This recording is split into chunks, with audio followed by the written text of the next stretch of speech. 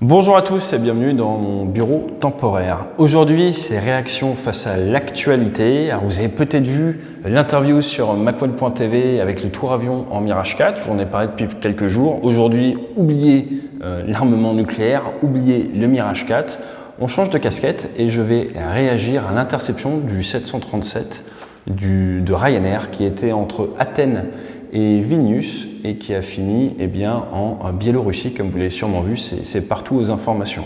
Si vous n'êtes pas au courant, un avion de la compagnie Ryanair a été détourné par la force aérienne d'un pays qui survolait, prétextant un risque d'attaque à la bombe, et ils se sont donc posés afin de capturer, de faire prisonnier, d'arrêter un opposant politique.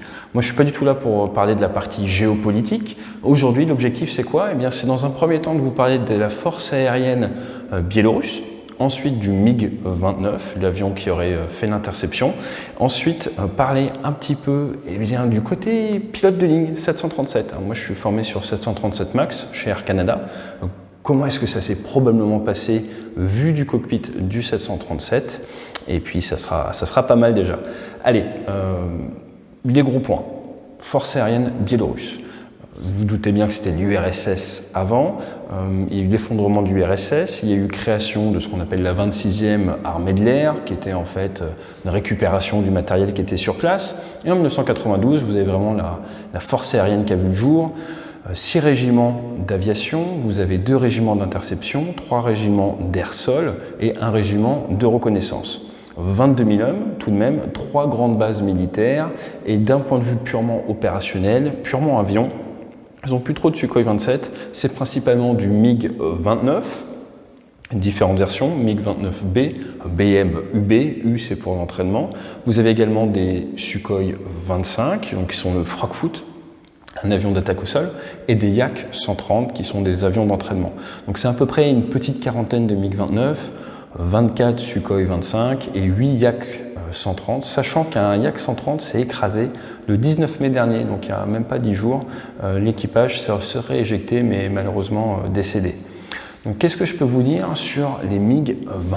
Alors les MiG-29, ils sont basés pile poil à une vingtaine de kilomètres de la trajectoire du Ryanair, le vol FR 4978, c'est la base de Baramovich, excusez-moi pour la prononciation. Le MiG-29, c'est un avion qui a été développé dans les années 70, en plein pendant la guerre froide. Les Russes ont développé 2 types d'aéronefs, le petit chasseur, MiG-29, le gros chasseur, Sukhoi 27, beaucoup plus gros.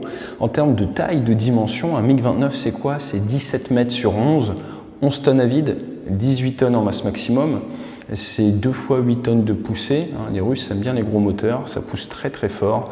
Une vitesse maximum de 2,25, un Mach 2,25, donc plus rapide que le Rafale, plus 9G, et un armement, on va dire, plutôt un peu ancienne génération, forcément, avec du Fox 1 et du Fox 2, donc des missiles qui ont besoin d'être guidés jusqu'à l'interception, ou alors à courte portée, qui sont infrarouges. Il y a également un canon avec des obus de 30 mm là-dedans. Alors, je vous ai dit que c'était un petit chasseur, c'est quand même plus gros qu'un Mirage 2000. Un Mirage 2000, c'est 14 mètres sur 9, on a dit que là c'était 17 sur 11. Un Mirage 2000 à vide, c'est 7 tonnes 5. Là, on est sur du 11 tonnes à vide. Et un Mirage 2000 en masse max, c'est à peu près 17 tonnes versus 18. Donc ça vous donne une petite idée. En termes de poussée, ça pousse beaucoup plus par contre qu'un Mirage 2000. Donc le MiG-29, c'est un parfait intercepteur robuste qui va pouvoir bien fonctionner avec des pistes sommaires et dans les pays de l'Est. Voilà ce qu'on peut dire un petit peu sur cet avion. Mis en service en 1982, il y en a quand même 1600 qui ont été fabriqués et il y a une version navalisée, quand même, le MiG-29K pour navaliser qui est également utilisé en Inde. Voilà ce qu'on pouvait dire là-dessus. Les forces aériennes biélorusses ont également apparemment des Sukhoi 30 en commande. Ils en auraient reçu 4, encore 8 en commande, mais en gros, c'est une force aérienne qui avait 266 aéronefs en 2001. Là, vous voyez qu'ils n'ont que quelques dizaines d'aéronefs. Donc éventuellement, oui, sûrement, ils ont une permanence opérationnelle avec la capacité à faire décoller un avion en permanence. Maintenant, le cas qui nous intéresse, l'interception du 737. Je vous propose de regarder les petites incrustations que je vous mets. Ça vient du site Flight Radar et donc vous voyez un départ d'Athènes. Et ça part vers le nord. Et qu'est-ce qui est intéressant? C'est que l'avion est à au niveau 390. Donc c'est assez haut, hein, voilà, il monte, c'est quand même un vol assez long. Niveau 390, il va pénétrer dans le territoire de Biélorussie et ensuite eh bien, il continue à son cap, hein, qui est le cap 002, donc quasiment un cap nord. Et il va être intercepté. Donc nous n'avons pas la trajectoire du MiG-29 et ensuite il va partir en virage droite, commencer une descente assez rapide, garder quand même pas mal de vitesse et venir se poser à Minsk. Donc ce que je vous propose, c'est de regarder un tout petit peu les horaires. C'est des horaires UTC, leur Zulu comme on dit. L'avion, le 737, pénètre l'espace aérien biélorusse à 9h30, niveau 390, cap au nord. Il poursuit comme ça et il serait sorti de l'espace aérien à peu près 17 à 18 minutes après. Donc on est sur un temps de traversée du pays qui est quand même très court, hein. L'avion avance pas mal. Vous voyez au niveau de la trajectoire qu'il est tourné juste avant de sortir de l'espace aérien. Le terrain d'où décollent les MiG-29, c'est ici, c'est Baranovic. Donc vous voyez, c'est juste à côté. Donc qu'est-ce qui s'est probablement passé? Le MiG-29 a décollé sur alerte. C'est sûrement parti un petit peu vers le sud-ouest initialement, accéléré, monté. Il faut quand même monter à 39 000 pieds. Donc ça, il a dû mettre la post-combustion.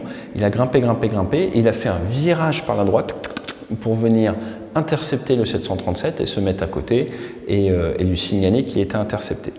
Comment est-ce que l'on peut faire pour dérouter? Alors, utilisez le terme que vous voulez, moi je ne vais pas rentrer dans les polémiques, là je vais utiliser le terme dérouter. Dérouter ce 737. Soit vous passez par le contrôle aérien, le contrôle aérien lui dit nous avons eu des informations comme quoi il y a une présence de bombes à bord, il faut vous poser le plus vite possible. Mais là, le commandant de bord peut dire ben moi je suis à 45 nautiques au sud de Vilnius, j'y vais. Il n'y a aucune raison qu'il décide d'aller à Minsk qui est sur le papier plus loin. La seule raison, éventuellement, c'est à cause du vent. Alors, qu'est-ce que ça veut dire le vent? C'est-à-dire en fonction de la piste en service. Dans certains cas, il faut faire le tour, s'éloigner, la présence très précise de la piste, et on va le regarder de suite, comme ça on en parle tout de suite. Regardez là, par rapport à Minsk, qui se pose en gros capot 300, donc vers le nord-ouest, et en même temps, enfin 2 heures avant, j'ai retrouvé ce vol, un Ryanair Barcelone-Vilnius, et vous voyez que Vilnius se pose dans l'autre sens, les conditions météo sont un petit peu différentes. Donc éventuellement, si je me fais l'avocat du diable, on pourrait éventuellement dire ils auraient dû partir vers le nord de Vilnius pour après revenir. Est-ce que Minsk est plus court? Non, je pense pas. Donc, comment est-ce que vous faites pour forcer l'aéronef vraiment à aller jusqu'à Minsk? Et bien là, dans ce cas-là, ils ont fait le choix qu'il y avait un avion de chasse à côté et il y a eu probablement un échange entre le MiG-29 et le 737. Je dis bien probablement parce qu'à l'heure actuelle, nous n'avons pas les éléments pour le dire. Mais dans ce cas-là, une interception classique, si un avion de chasse intercepte un avion et il veut qu'il le suive, il vient se mettre à côté, à sa gauche, côté commandant de bord, et il va lui parler à la radio, éventuellement battre des ailes pour attirer son attention. Et normalement, la communication initiale se fera sur la fréquence de détresse 121,5. Sur 121,5, il enverra ensuite l'équipage sur une fréquence privée ou pour lui parler, et après il expliquera la marge à suivre, la suite de la manœuvre. Et comme vous le voyez, la suite de la manœuvre, il ne fallait pas que ça commence plus tard. Donc virage à droite, commence la descente, l'avion décélère un petit peu. Donc attention, les informations données, là c'est des informations en vitesse seule. Ce qui est intéressant, c'est de voir qu'il y a encore 360 nœuds passant le niveau 100. La loi de l'aviation civile veut que vous ayez 250 nœuds indiqués en dessous du niveau 100. Donc je ne sais pas s'il y avait beaucoup de vent ce jour-là ou si justement ils se sont assis un petit peu sur ce texte 250 nœuds en dessous du niveau 100, ce qui serait logique si effectivement ils pensaient qu'il y a une bombe. Si vous pensez qu'il y a une bombe, vous allez accélérer un petit peu la vitesse tout en restant dans des marges de sécurité et vous allez vous dire je vais garder un peu plus de vitesse. Et c'est ce que je vais vous mettre en avant. Regardez, ils ont gardé de la vitesse et ils sont à 3000 pieds. À 3000 pieds, 250 nœuds, c'est quand même pas mal. Donc c'est leur palier de décélération un peu sur l'ILS et là ils attendent de freiner 286 nœuds.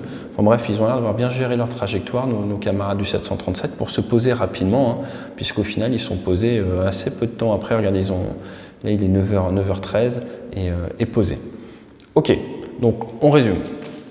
Qu'est-ce que l'on a dit? On a dit que l'armée de l'air biélorusse, ils ont des MiG-29, ils ont capacité à décoller et intercepter des aéronefs. Ils sont probablement venus se mettre à côté de l'aéronef.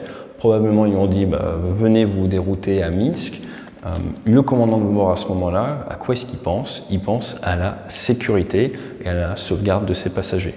Donc, s'il est intercepté par un avion de combat qui lui dit on va se poser par là, il va aller se poser par là si ça fait du sens avec la météo, si ça fait du sens avec les capacités de son avion. Donc il va rendre compte à son employeur, à son organisme, sûrement avec du téléphone satellite ou autre, pendant qu'il le fait s'il a le temps, mais il va suivre la bonne marge, il va suivre les militaires et aller se poser. Maintenant la grande question, est-ce que c'est légal?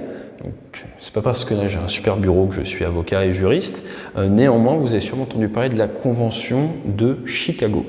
La Convention de Chicago, ça a été signé le 7 décembre 1944, et là, attention, ça dit pas mal de choses. Et ça dit notamment qu'un État a la complète et exclusive souveraineté au-dessus de son territoire pour tout ce qui est aérien.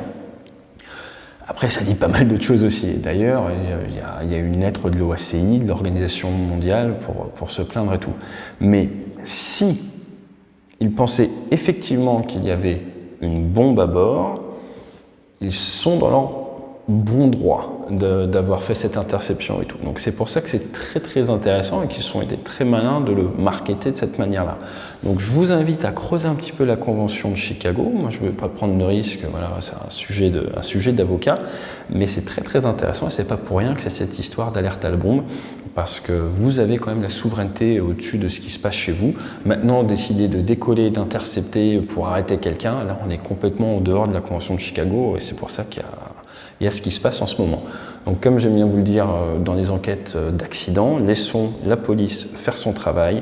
Moi mon objectif c'était de vous expliquer un petit peu la big picture et vous rappeler surtout que l'objectif du commandant de bord, des PNT, du personnel navigateur technique, des PNC, des personnels navigants commerciaux, dans un avion de ligne, c'est votre sécurité. Donc ils ne prendront aucun risque, ils ne sont pas là pour faire de la politique. S'ils estiment que c'est plus sûr de suivre les militaires qui les interceptent, ils suivront les militaires qui les interceptent. S'ils pensent qu'il y a une bombe à bord, ils garderont un peu plus de vitesse que d'habitude de manière à se poser le plus rapidement possible. Et derrière, il y a des procédures, c'est prévu, c'est réfléchi, il y a eu des retours d'expérience, ça se fera. Maintenant, est-ce que c'est la première fois dans l'histoire de l'aviation qu'un avion de chasse intercepte un avion où on suspecte la présence d'une bombe à bord? 999, c'est déjà arrivé avant, par exemple en 2015, les États-Unis ont intercepté un avion de chasse pensant qu'il y avait une bombe à bord. C'est également arrivé avec les Britanniques, il n'y a pas très longtemps, il y a quelques mois, qui ont intercepté un avion de ligne pensant qu'il y avait une bombe à bord. Maintenant, ils n'ont pas arrêté quelqu'un au sol, donc nous, on ségrègue tout ça d'un point de vue purement aéronautique, comme on dit, poser, pas casser. Et si un jour vous avez une panne dans votre avion, que ce soit votre avion général, votre petit jet d'affaires ou autre, n'oubliez pas que le fait de se créer une pression temporelle externe, notamment due à la peur peut-être d'une bombe qui explose ou autre, peut vous amener à prendre de mauvaises décisions et à sortir de votre zone de confort habituelle. Donc si vous arrivez plus rapide que d'habitude, anticipez encore plus, ayez conscience que vos rayons de virage vont être différents, ayez conscience que les capacités de freiner de votre avion sont peut-être pas si bonnes que ça. Les avions de ligne, ça a des grandes ailes, ça freine très très mal. Donc il faut faire très attention de manière à ne pas arriver, comme on dit, en vrac, sur la finale avec trop de vitesse, ce qui vous forcerait in fine soit vous poser en dehors des clous de ce qu'on appelle une approche stabilisée et ça peut être dangereux, voire amener à une sortie de piste, il y en a régulièrement, soit vous forcer à privilégier la sécurité, remettre les gaz et là c'est reparti pour un tour de stack comme on dit et in fine, les petites minutes que vous avez essayé de gratter en arrivant plus vite, vous les perdez lors de votre procédure de remise des gaz. Donc quand vous décidez de sortir un petit peu des procédures classiques, définissez des vitesses, des règles, des marges et respectez-les. Comme on dit, on briefe ce qu'on fait et on fait ce qu'on briefe. Voilà, c'est tout ce que j'avais à dire sur ce sujet. J'espère que vous trouverez la référence. N'hésitez pas à la mettre dans les commentaires. Et je vous dis à très bientôt. Fly safe. Et cette semaine, nous vous préparons une vidéo dans le cockpit d'un EC135 en 360. Donc normalement, vous pourrez cliquer partout et voir tout ce qui se passe pendant qu'un commandant de la gendarmerie m'explique comment fonctionne un EC135. À très bientôt et vous allez voir sur le site web, nous allons bientôt vous marketer les nouveaux stages du 1er, 2 et 3 octobre qui aura lieu à Bordeaux. D'ici là, je vous dis à très bientôt. Si je vous vois en conférence cette semaine, n'hésitez pas à faire coucou. Il y a de plus en plus de followers dans les conférences en entreprise et je vous souhaite une bonne fin de journée.